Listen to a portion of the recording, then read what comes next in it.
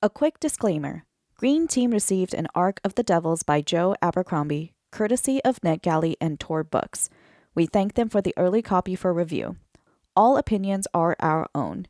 The Devils releases on May 13th, 2025. Hope you enjoy the episode.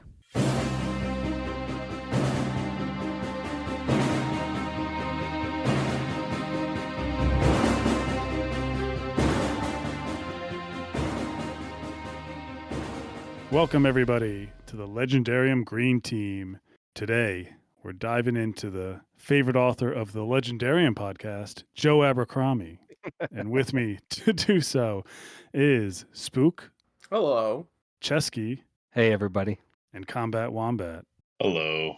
We are going to first go into spoiler-free our thoughts on The Devils by Joe Abercrombie. We got an ARC.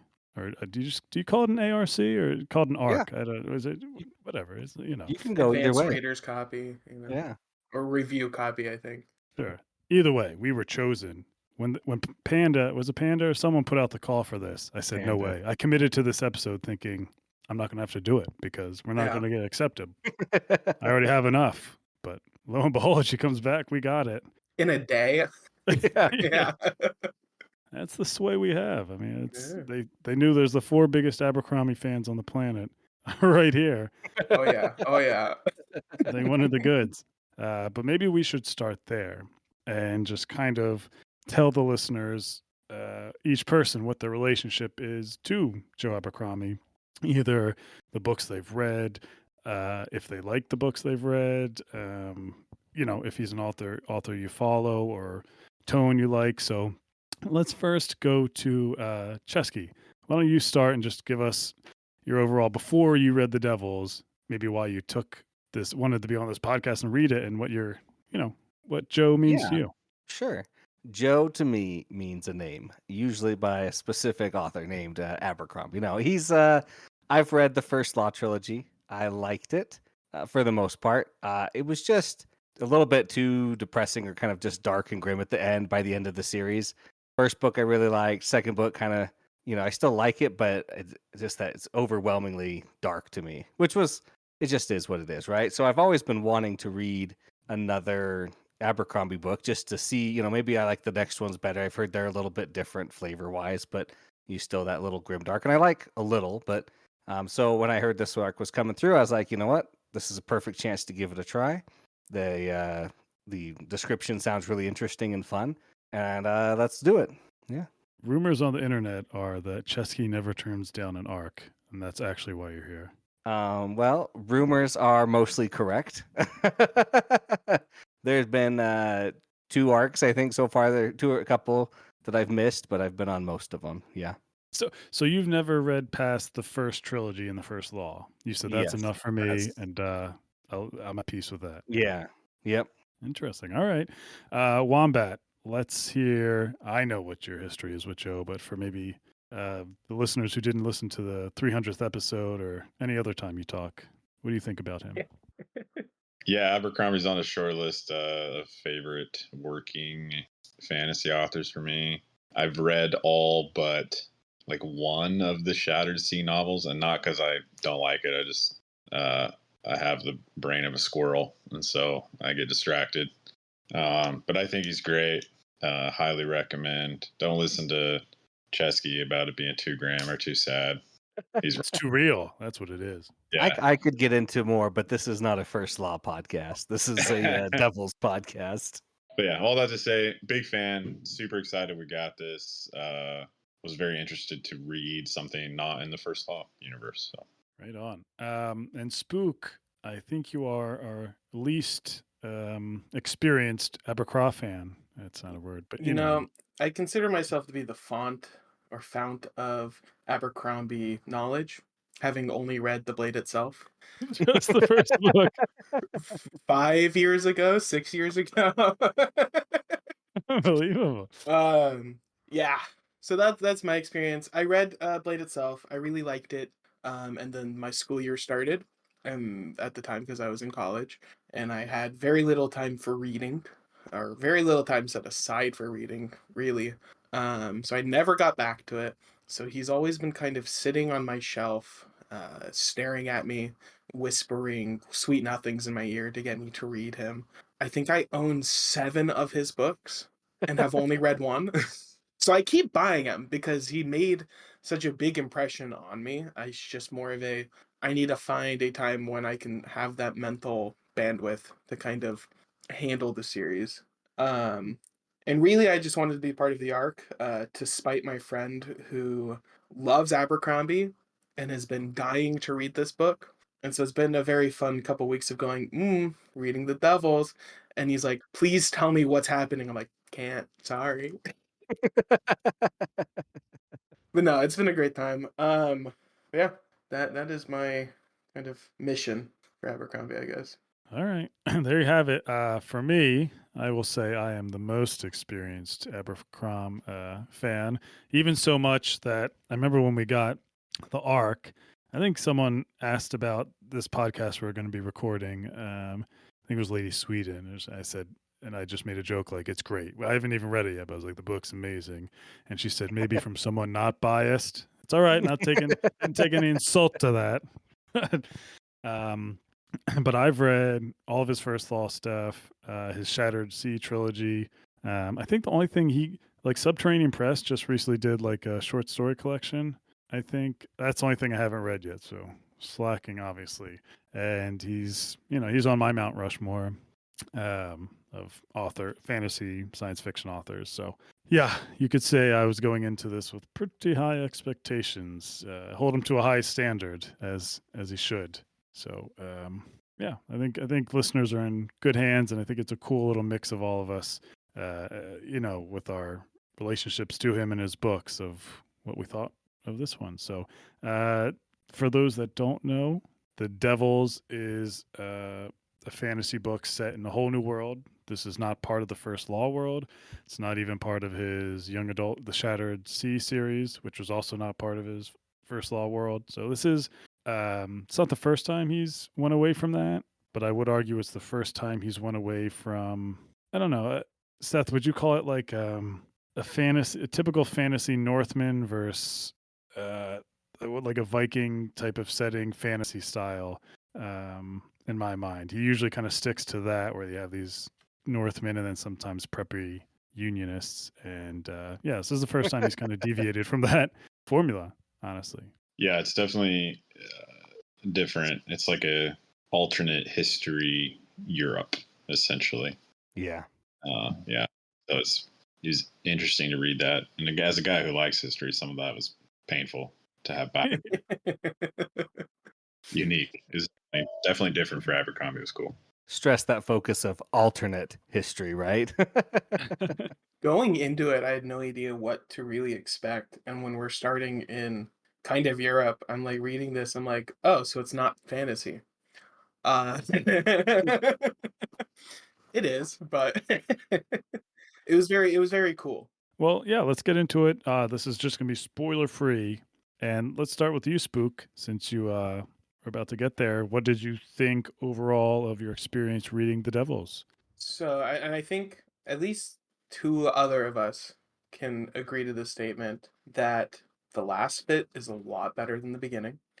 However, I think where I stray from some of the other people here, I really, really liked the beginning.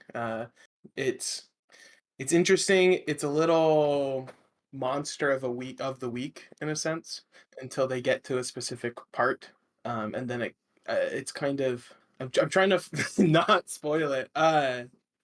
So I don't have that Abercrombie experience, right? I don't see his style as well as other people, but I felt like I was getting to know kind of Abercrombie's style throughout this book until the last section, where it felt like, oh, this is Abercrombie. Everything before now has been a little more leaning towards the comedy side of Abercrombie, I think.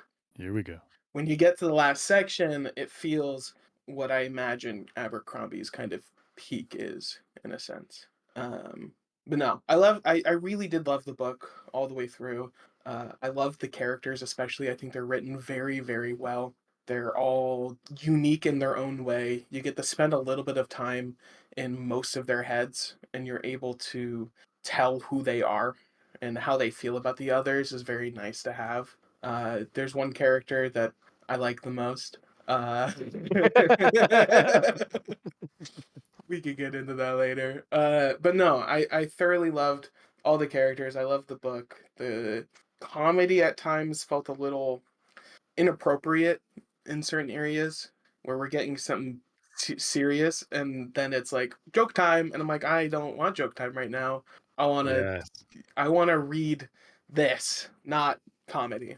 My biggest issue with the book, right Yeah. there. Like literally that, if I could circle that over and over and over again, is There's a very specific part that felt the most grating to me, where, with being as vague as possible, they enter a town, there's a puppet show going on, and there's something that's like, these people walk in and a dog, and they're all applauding, except for the dog, because the dog doesn't have the equipment. It's like, that's okay.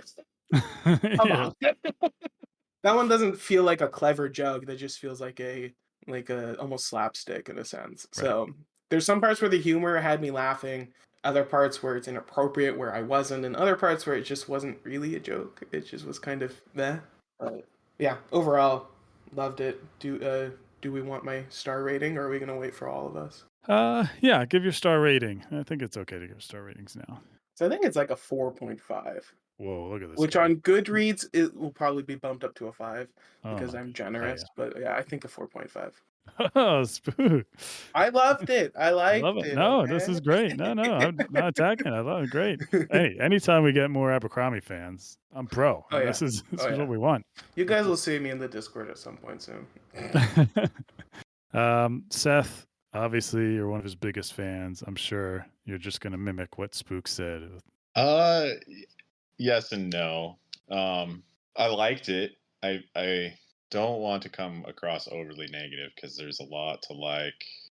Particularly the last quarter, I think was the strongest part of the book, and I'll forgive a lot in a book if I think the ending rocks. But yeah, this felt like Joe Abercrombie ramped up to 11. Yeah. Like definitely. every tendency he has as an author, just like, but it goes to 11.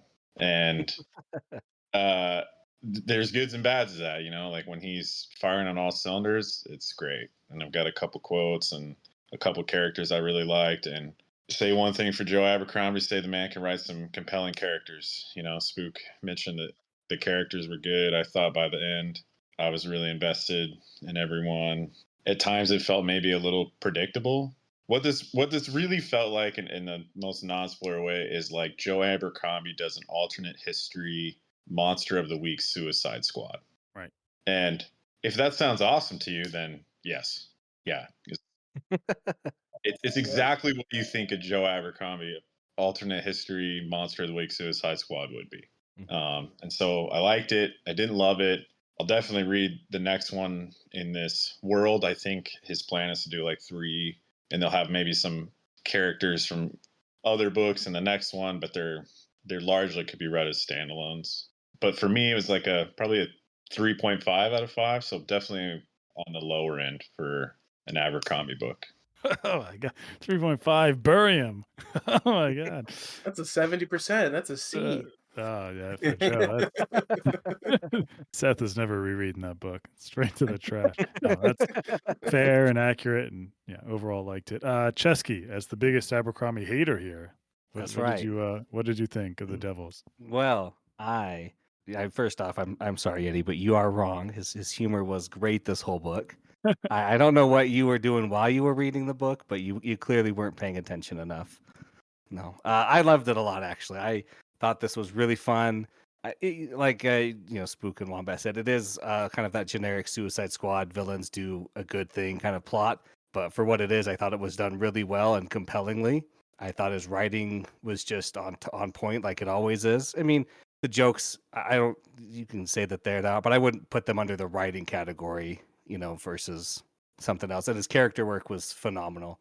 And then I was laughing throughout the whole book and just took a bunch of notes that I was just like, oh, this was hilarious when that happened. And this was a great scene. And, that could just go on and on about how many different things there are. But yeah, so just great. Is that a 5-star grade? It was a 5-star grade, yeah. Yeah, it's like a Ooh. 4.75, 4.8, but, we just round up Yeah, to round up. a 5 out of 5 for Joe Abercrombie here. Yeah, I'm rounding up too on Goodreads. Just not There you go. here. I get to be real. Yeah. Also, Goodreads, get with the times. Give us half stars. I mean, this is come on. It's Yeah. 2025, please. That would require somebody to actually care about Goodreads. Who owns it? All right. Yeah, I guess look, first of all, I will say I really like this book too. Like I didn't dislike this book at all. I really liked it. I will agree. I think this is his funniest book. I'll say I thought the book was really funny. I didn't think it didn't work. I just think it translated into not being one of his stronger books because it seemed like it relied on so much humor and almost to the point where you know how in Marvel, there like in the Avengers movies, sometimes it almost felt like every Yeah. character sounded like Tony Stark had his Mhm. quips. Where that kind of how I felt with these characters, they always had to have some sort of like sarcastic quip to something. You know what I mean? There's like a joke quota to fulfill. Yeah, for all of them. And Yeah. it's like, I just think in his other books, he just balanced the seriousness and the intensity, or whatever you want to call it, with the same humor, which is in all of his books, way better. There's scenes, duels in his book where you're on the edge of your seat and you're like, oh my god. There's one in Red Country where you're just like, oh my god, this is like intense. But in here, you'd have that something like that duel in this book, and then it would just turn into a whole joke, and it wouldn't be, it wouldn't have that weight to it until maybe the last 20%, where I think some of that he really balanced it a lot better. So I'm with you guys. I think this might be for a lot of people might bring new fans of it into his books because I think they're going to really enjoy it, really find it funny, like you said, the Suicide Squad, or I think Spooke, when you're talking, you said it's Hellboy. Hellboy, yeah, Yeah. like a very Hellboy type thing, which is really cool. And I appreciate that he tried something different. I was wondering if he just had trouble with it's not a spoiler to say that this book it's a vampire, there's a magician, there's a thief, a priest, like there's a werewolf, like it says it in the blurb. And I wonder if he just had trouble finding serious tones because it's such a ridiculous premise. All these guys on one team, like it's ridiculous. It's absurd in nature, whereas if you have Northmen fighting for an independence or fighting for inner rivalries between two people of history, there's a little more weight and to that. Whereas this, it's like a magician and a pirate woman kind of bickering. Star rating. How am I gonna do it? I give 4 to 5 stars. I mean, that's good. I'm not. You can't. It's like pizza. There's no such thing as bad Joe Abercrombie. Pizza's great all around. Is there any books that you guys would compare it to? Like if people are thinking, if I like this, you'd like. I have a couple, but I don't know if you guys had any. I know we said Hellboy and the Suicide Squad, but if they think of any books you could compare it to that maybe people would like. You could kind of compare it to by Sebastian de Castell, his Malevolent Seven. Yeah, it's got a similar guys who are not necessarily the good guys go and do a thing, together. So it was funny. I was thinking of the Maleficent 7 by Cameron Johnston, which is like came out like a year or two before Castell's. But yeah. it's like monsters too. It's like an ogre. It's like all like kind of like a last And they're all based on the same thing, I think. Yeah, the same type of movie. Mm-hmm. So, but yeah, that definitely popped in my mind. Have you guys read The Black Tongue Thief? I have. I think it's on my list, but yeah. It reminded me of that. Only I know a lot of people like The Black Tongue Thief. I thought that had too much humor in it. That's why it reminded me of it. Whereas like I wish it balanced it better. Not so much in plot, but just tonally, with the serious but the comedy. It reminded me of that. I could see that being a fair. You like that, you probably would like this one too. It kind of reminded me a little bit of The Builders by Polanski. Oh. Or at least I think if you like The Builders, you might like The Devils. One's a little bit more humorous, but this kind of anti-hero ragtag group of creatures. Yeah, Seth bringing in royalty, name dropping that book. All right. For me, I think Kings of the Wild is pretty similar in vibe and I think in tone. Yeah, that's a great call. Very funny, very serious at times. I can't remember how well Kings of Wild balances that, if it balances it better or not, but I think if you like Nicholas Eames and that series particularly, you'll probably enjoy this. Yeah, that's a great rec. Because to think me, so. it didn't balance it. Like I liked it, but didn't love Kings of the Wild, but specifically because of that. So that's a Sure. great call. Sure. Well, Kings of the Wild like really leans into that It's very itself about that silly. though, right? Like that's its whole Right. thing. Yeah. is That's the like, whole yeah. gimmick is kind of they're a rock band kind of. You got so Cesky and Spooke would know this, but maybe Seth can attest to it.